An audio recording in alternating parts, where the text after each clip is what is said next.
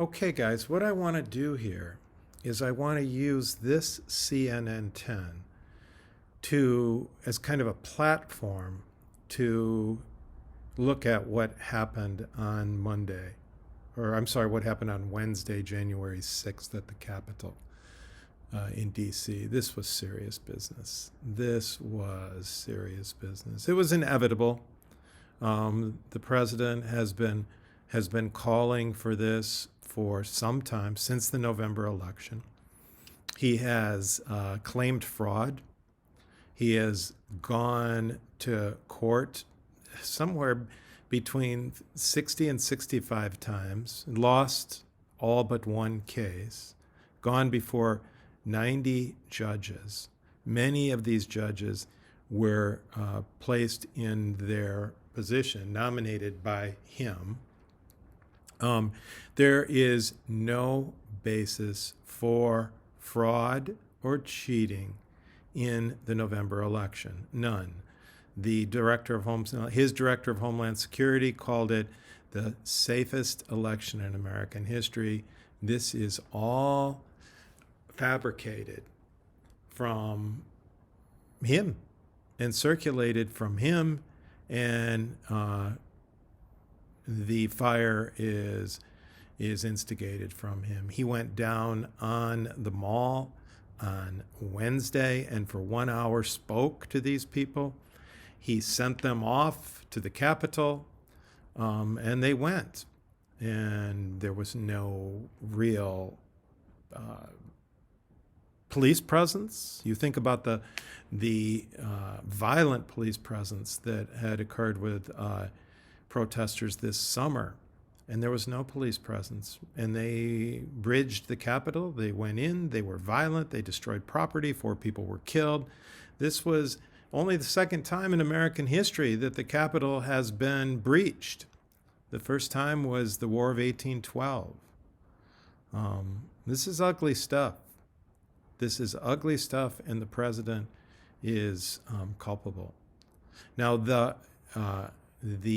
individuals in the Senate and the House were there to confirm the last part of the election, which is merely to count the votes from the 50 states that were certified inside the states. In the Electoral College, the state certification is official.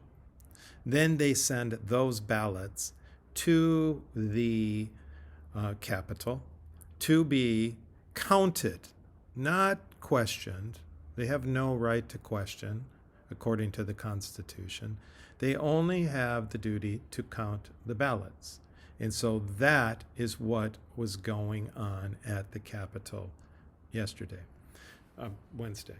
Also, the day before was the final runoff senatorial elections in the state.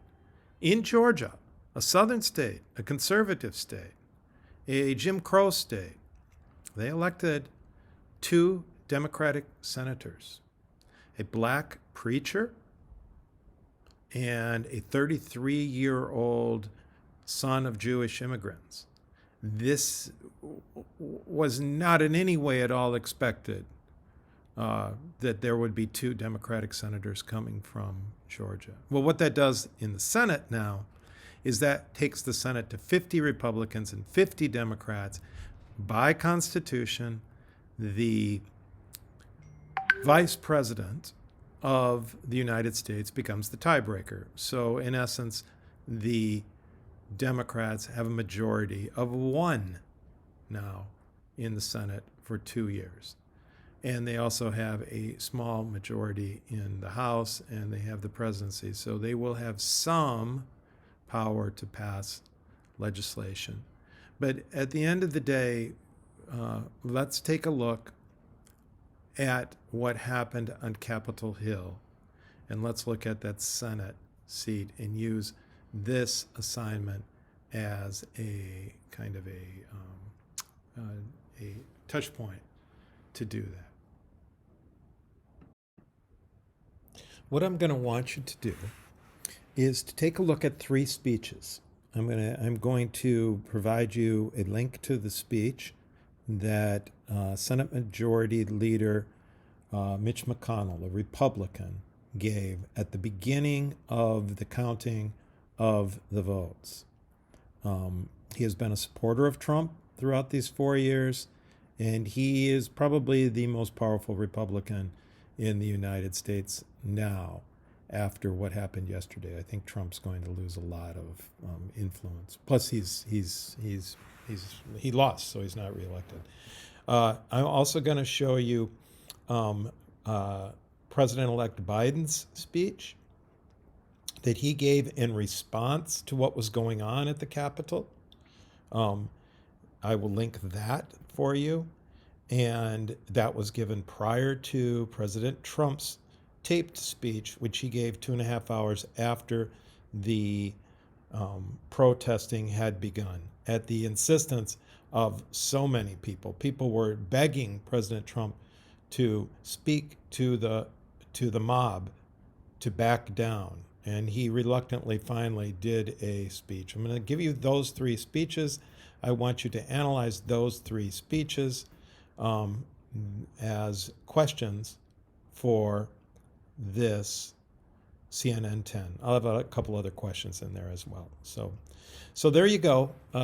This is a different format to do it, but this is a radically wild event in American history and American government and the Capitol. So give it a shot. If you have a question, let me know.